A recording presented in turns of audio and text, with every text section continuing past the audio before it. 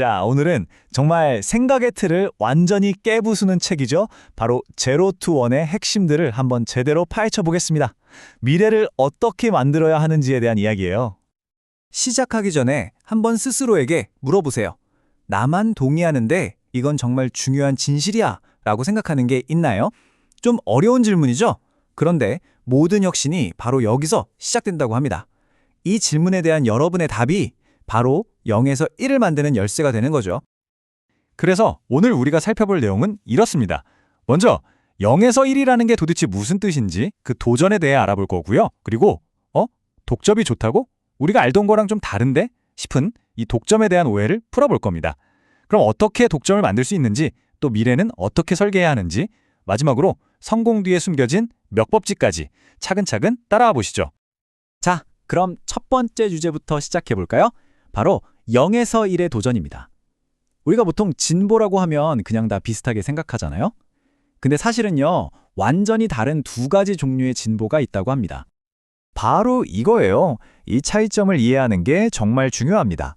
왼쪽을 보세요. 1에서 n으로 가는 수평적 진보. 이건 그냥 잘 되는 걸 따라하는 거예요. 한 단어로 하면 세계화죠. 근데 오른쪽은 달라요. 0에서 1로 가는 수직적 진보. 이건 세상에 아예 없던 새로운 걸 만들어내는 겁니다. 바로 기술이죠. 예를 들어 타자기가 이미 있는데 이걸 100개 더 만드는 건 수평적 진보고요. 타자기를 아예 대체해버릴 워드 프로세서를 발명하는 것, 이게 바로 0에서 1입니다. 느낌이 확 오시죠? 자, 다음 주제로 넘어가 보죠. 독점에 대한 오해. 우리는 어릴 때부터 학교에서든 어디서든 경쟁이 좋은 거라고, 자본주의의 꽃이라고 배워왔잖아요. 그런데 만약 그게 다 틀린 이야기라면 어떨까요? 오히려 정반대가 사실이라면요? 바로 이 문장입니다. 자본주의와 경쟁은 정반대다. 아니, 이게 무슨 소리일까요? 생각해보세요. 자본주의의 핵심은 자본을 축적하는 거잖아요. 돈을 버는 거죠. 그런데 경쟁이 아주 치열한 완전 경쟁 상태가 되면 어떻게 되나요? 모든 이윤이 경쟁 때문에 다 사라져버려요. 남는 게 없다는 거죠. 그럼 자본 축적이 불가능하잖아요. 그러니까 자본주의와 경쟁은 사실 같이 갈 수가 없다는 정말 충격적인 이야기입니다. 이 표를 보시면 그 차이가 정말 한눈에 들어옵니다. 왼쪽 완전 경쟁 시장을 보세요. 이윤은 거의 제로에 가깝고 제품들도 다 비슷비슷하고 그냥 살아남기 위해 발버둥 치는 말 그대로 레드오션이죠.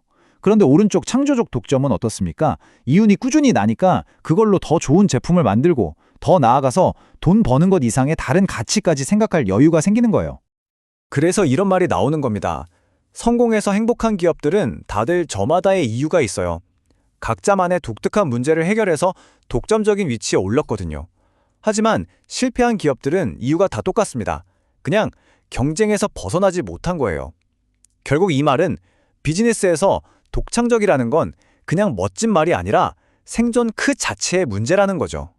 자, 그럼 알겠습니다. 독점이 좋다는 건 이제 알겠어요. 그럼 그토록 중요한 독점을 도대체 어떻게 만들 수 있을까요? 여기서 성공적인 독점 기업들이 공통적으로 가진 4가지 비밀을 알려드리겠습니다. 이 4가지가 바로 단단한 독점의 성을 쌓는 핵심 기둥이라고 할 수 있습니다. 첫째, 다른 회사가 절대 따라할 수 없는 우리만의 독점 기술. 둘째, 쓸수록 가치가 더 커지는 네트워크 효과, 페이스북 같은 거죠. 셋째, 회사가 커질수록 생산 단가가 낮아지는 규모의 경제. 그리고 마지막으로 그 이름만으로도 신뢰를 주는 강력한 브랜딩. 이 4가지가 필요합니다. 근데 여기서 정말 중요한 게 있어요. 그냥 조금 더 좋은 기술로는 어림도 없다는 겁니다. 경쟁의 판을 아예 뒤집으려면요, 기존 제품보다 최소 10배는 더 좋아야 한다는 거예요. 10배! 그래야 사람들이 기존에 쓰던 걸 버리고 우리 걸로 넘어올 이유가 생긴다는 거죠. 그럼 어떻게 시작해야 할까요? 보통 큰 시장에 1%만 먹어도 대박이다, 이런 말 많이 하잖아요. 근데 그건 틀린 전략입니다. 정답은 오히려 반대예요. 아주 작고 특정한 시장을 먼저 찾아서 그 시장을 완전히 100% 장악하는 겁니다. 그 다음에 옆 동네로, 또 그 옆 동네로 영토를 넓혀가는 거죠. 아마존이 처음에는 전 세계의 모든 물건이 아니라 오직 책이라는 작은 시장을 완벽하게 지배했던 것처럼요. 자, 이제부턴 단순히 사업 얘기가 아닙니다. 이걸 넘어서서 우리가 미래라는 걸 어떻게 바라보고 대해야 하는지에 대한 좀 더 근본적인 이야기로 들어가 볼게요. 미래를 보는 관점은 크게 이렇게 네 가지로 나눌 수 있어요. 미래가 좋아질 거라 믿는지, 낙관, 나빠질 거라 믿는지, 비관, 그리고 그 미래를 우리가 계획할 수 있다고 믿는지, 명확함, 아니면 그냥 운이라고 생각하는지, 불명확함.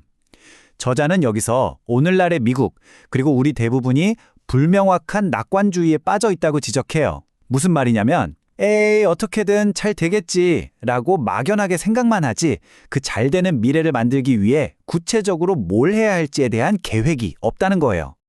바로 이겁니다. 랄프 waldo 에머슨의 말이죠. 얕은 사람은 운을 믿고 강한 사람은 원인과 결과를 믿는다. 이게 바로 명확한 태도와 불명확한 태도의 결정적인 차이예요. 여러분은 운의 인생을 맡기시겠습니까? 아니면 직접 원인을 만들어 결과를 이끌어내시겠습니까? 그래서 스타트업의 세계에서는 그냥 이것저것 해보다가 운 좋게 성공하는 게 아니라 처음부터 명확한 그림을 그리는 지쪽 설계가 훨씬 더 잘 통합니다. 위대한 창업가들은 그냥 사업가가 아니라 자기가 원하는 미래를 몇 년에 걸쳐서 치밀하게 계획하고 실행하는 설계자에 가깝다는 거죠. 자, 이제 마지막 장입니다. 그럼 이 모든 것, 독점, 명확한 계획, 이런 세상에서 성공을 좌우하는 보이지 않는 힘, 근본적인 법칙은 과연 무엇일까요? 바로 멱법칙, 영어로는 파워로우입니다. 아마 80%, 20% 법칙으로 들어보신 분들도 많을 거예요. 아주 극소수의 원인이 결과의 대부분을 만들어낸다는 원리죠. 세상이 불공평해 보이는 이유가 바로 여기에 있습니다. 소수의 몇몇이 거의 모든 것을 압도적으로 가져가는 구조라는 거예요. 이 벤처 캐피탈의 수익률 차트를 보면 이게 무슨 말인지 확실히 알 수 있습니다. 보통 여러 회사에 투자하면 수익률이 비슷비슷하게 나올 거라고 생각하잖아요. 천만의 말씀입니다. 현실은 이 그래프처럼 딱 한 개의 대박 투자가 나머지 수십 개 투자를 다 합친 것보다도 훨씬 더 많은 돈을 벌어다 줍니다. 이게 바로 멱법칙이 실제로 작동하는 모습이에요. 결론은 이겁니다. 우리는 뭐든지 평균으로 돌아가는 그런 평범한 세상에 살고 있는 게 아니에요.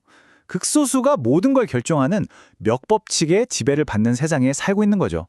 그렇기 때문에 계란을 한 바구니에 담지 말라는 오랜 격언은 어쩌면 틀렸을지도 모릅니다. 오히려 진짜 성공할 것 같은 그 하나의 바구니를 찾아서 거기에 집중해야 한다는 거죠. 자, 이렇게 모든 이야기를 마치고 다시 처음의 질문으로 돌아왔습니다. 여러분은 지금 무엇을 하고 계신가요? 남들이 다 하는 경쟁의 트랙 위에서 힘겹게 달리고 있나요? 아니면 아무도 가지 않은 길에서 당신만의 새로운 것을 만들고 있나요? 그 치열한 경쟁에서 벗어나서 오직 당신만이 만들 수 있는 그 0에서 1의 미래를 한번 설계해 보시길 바랍니다.